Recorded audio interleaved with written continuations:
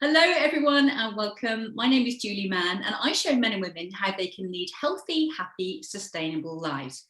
And I'm really delighted because today I'm joined by Laura Lambert. Hi, Laura. Hi, Julie. I would say good morning, but I know it's afternoon for you. So It is. And yeah, tell everybody in the world, where are you? I'm in St. Paul, Minnesota. Fantastic. So, for those of you that don't yet know Laura, she is a very successful voiceover artist. So, I think what would be really great to start with, Laura, is to find out a little bit about life for you as you were growing up.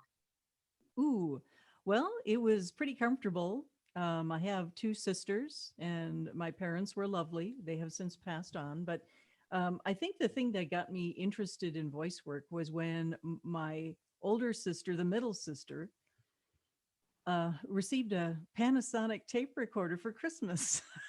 And so, who was the guinea pig? Who was she going to pick on to be interviewed? Me. So, but it was fun. I enjoyed it. And we came up with all sorts of crazy interviews and TV show parodies and things of that nature. So, I think that got my young creative juices flowing.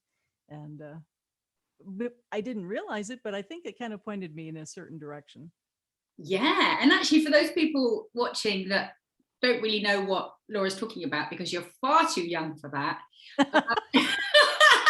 I absolutely remember how exciting it was to have a recording. It was just, yeah. I mean, people Yeah. take it for granted now. So, yeah, I know that you've been a voiceover artist for over 25 years, and you talked obviously about your experience in terms of having your voice be recorded, but what actually made the decision for you to become a voiceover artist? I moved down to Lexington, Kentucky when I was 19 because at that time I was into horticulture. I still love plants. They're everywhere around my house. Well, you can see one behind me. But yeah, I was going to go to school in horticulture down there. That's where my oldest sister chose to live.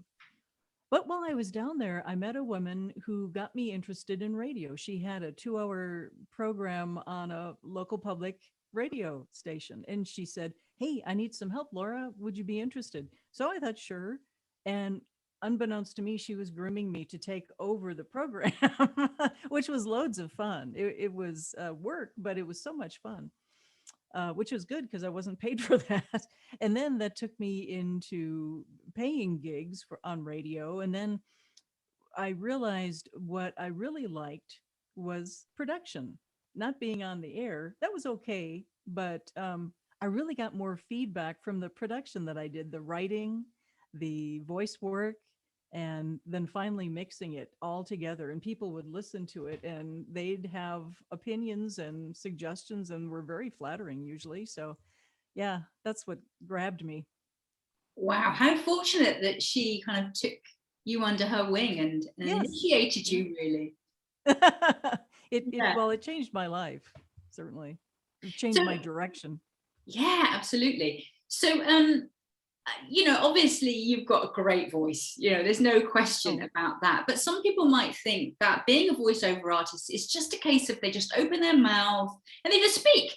But actually, I know it's more difficult than that because I've done voice. I can't even speak. I've done voiceover work myself, so I absolutely know there is a skill. So, what would you say is different about speaking professionally, Laura? oh boy. Well, you have to be able to interpret, what you're reading. Um, Although, these days you want to be natural. You want to be someone relatable and approachable, and the person next door. You don't want to be the old-fashioned news announcer, type of person. But still, it takes some interpretation, and you have to be able to follow direction as well because your clients are going to want a certain kind of read. And so it's not just like sitting down and reading. No, no, no, no, no, no, no. You have to really put something into it. And that's why, and I know, Julie, you have acting creds, and that really helps so much when you're interpreting a script, when you're reading, and when you want people to be able to relate to you. So Yeah. yeah, there you're right. There is more that needs to go into it, and And these days, boy, marketing is a biggie. You got to market yourself. The social media is a biggie. And it's just not like the olden days where you made some connections, you sent them some samples, maybe your resume, and you clicked, but now there's so much more involved. Yeah, well, I remember when I used to go into a recording studio, I would do, 5 or 6 different accents, but now they'll just get someone who is authentically of that particular, geographic place. So, yeah, it's all very, very different. And I also know it might be useful for people who are watching that when we smile, whether you're doing a voiceover or you're speaking to someone on the phone, it makes a difference. People can really hear a smile, can't they? Definitely, definitely. Yeah. So how would you say your own voice, so Laura Lambert's voice, differs from your professional voice? Is there a difference? Um, yeah, there is some difference. I my voice, I'm thinking of someone that I used to record on a regular basis, and it always made me laugh because when she would be reading, it would be, you know, relaxed in a lower tone, and then she'd say, "Oh, well, there's a mistake in that one," when when she began speaking normally. And I don't think my voice is that different from when I read. But yeah, there are some nuances, some nuanced differences. Um, I guess you need to be mindful, don't you, of really enunciating in a way that's going to have it be clear over the for sure, for radio wave. sure. Absolutely. So I know now you're self-employed, and that comes with its challenges, and it's also fantastic as well. But obviously, there are no guarantees when it comes to work. So, how do you personally deal with all of that uncertainty? Oh, well, I keep plugging along. In learning more about myself helps me to learn and put more into my work as well. So yeah, I think just we're all human, and every once in a while we're going to experience those lower periods, whether it's less work or whatever. Well, that just opens up time for more marketing, or you can fill it with something. And I think it's important just to keep a positive mindset the whole time, or as much as you can. And when negative thoughts come into your mind, because it's going to happen, just catch it. Like you said, be mindful. Realize that, hey, you're in control. You can change the way you're thinking, and that will change your life. I love that. I think that's such a brilliant point. It's very simple, but so brilliant. So, if anyone watching actually would really like to become a voiceover artist, how would they get started? Oh, well, I think the best thing to do is research. Read, read, read. And not only read with your eyes, but read verbally. That's something that I've enjoyed doing for most of my life. My two sisters, as I mentioned earlier, are older than me, 7 and 11 years. So really, in some respects, I was kind of an only child, and I learned to entertain myself at a young age.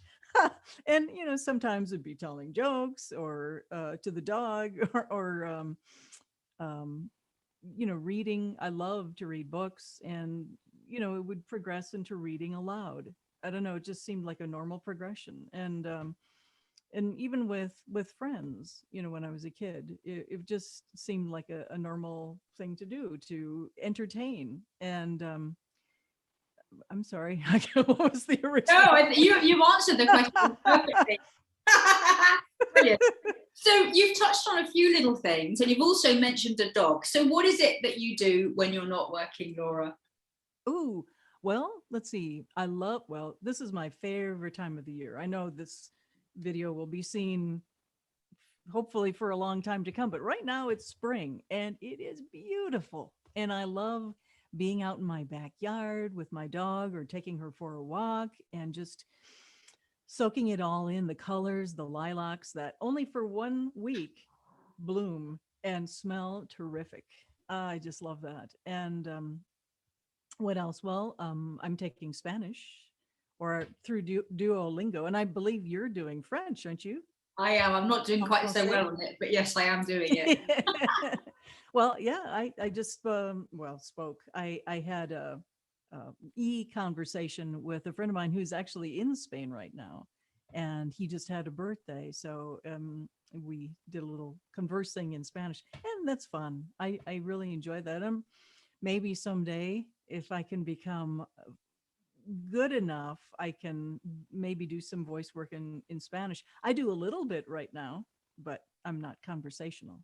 But that's fun. I play guitar, um, and I just there I read. I always enjoy being entertained by a good movie. So yeah, there's never a dull moment.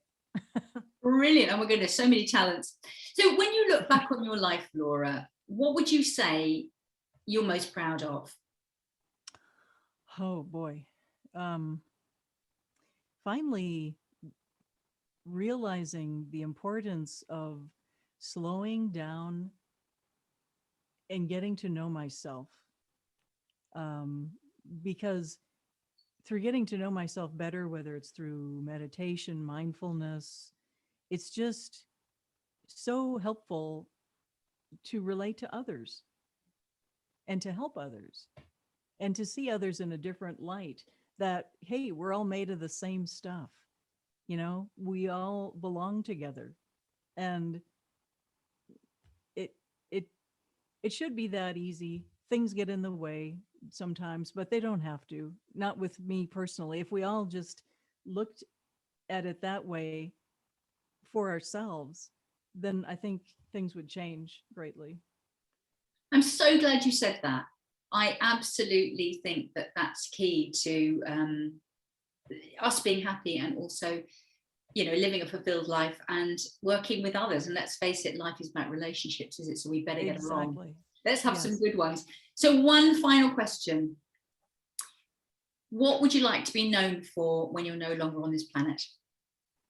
Oh, well, probably something along the lines of what we were just talking about.